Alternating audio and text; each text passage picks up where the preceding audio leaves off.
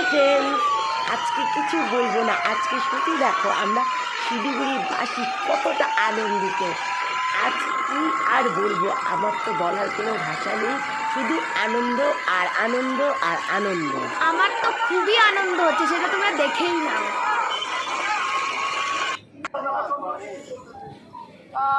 সত্যি ভালোই লাগছে। কেন আন্ডার-19, WPL, এশিয়ান গেমস, তারপরে আই থিঙ্ক সিনিয়র জিততে তো আরো ভালো লাগছে। তো অবভিয়াসলি খুশি হচ্ছে কি আমরা জিততে পেরেছি এই ওয়ার্ল্ড কাপ।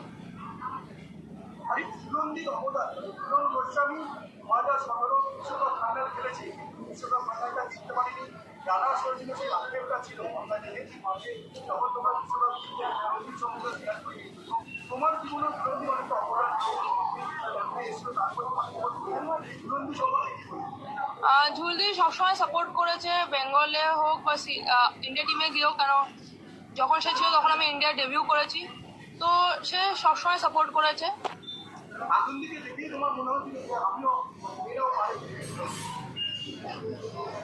সত্যি বলবো আমি জানতাম না, তখন আমি ছোট ছিলাম ওরকম, তখন তো বোঝা যায় না কি। আমি অনেক পরে বুঝেছি কি মেয়েদেরও ক্রিকেট আছে, কেন আমি ছেলের সাথে খেলে এসেছি।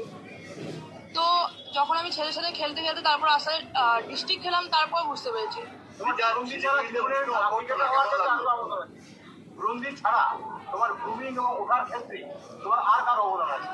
আই থিঙ্ক সবচেয়ে বেশি আমার ফ্যামিলি। কেন বাবা যেভাবে খেটেছে আমার পিছনে, পুরো দিন রাত ইসে করে যেভাবে আমার সাথে গেছে কলকাতায় গিয়ে আমাকে প্র্যাকটিস করিয়েছেন, আই থিঙ্ক বাবা মা সব আমার পুরো ফ্যামিলির আমি।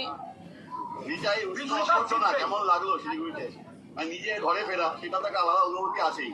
তাতে এত মানুষ, খেলোয়াড়রা আছে, সাধারণ ক্লাব আছে, সাধারণ মানুষ আছে, বয়স্ক মানুষ আছে, সকাল থেকে দাঁড়িয়েছে। যে রিচাকে একবার দেখলাম, খুব ভালো লাগলো। কেন কি যেভাবে তারা ভালোবাসা দেখালো আমার প্রতি, লাইক যেহেতু আমি ওয়ার্ল্ড কাপ জিতে যে ভালোবাসা দেখিয়েছে সবাই, আই থিঙ্ক আমি জানি না আমি কি করে এক্সপ্রেস করবো ওই জিনিসটাকে, বাট আমার খুব ভালো লাগছে ওই জিনিসটা দেখে।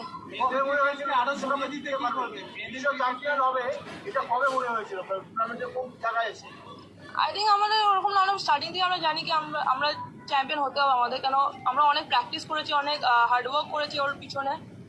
তো আমরা এরকম কখনো ভাবিনি কি আমরা হবো। আমরা সবসময় ভেবেছি কি আমরা হবো। আমাদের 3টে বাজে ম্যাচ গেছে, বাট কখনো আমাদের মাথায় এটা আসেনি কি আমাদের হাত দিয়ে চান্স চলে যাচ্ছে। আমরা জানি একটা চান্স আসবে, সেটা আমরা গ্র্যাব করলে আমরা যদি কোয়ালিফাই করে যাই তাহলে আটকাতে পারবে না কেউ।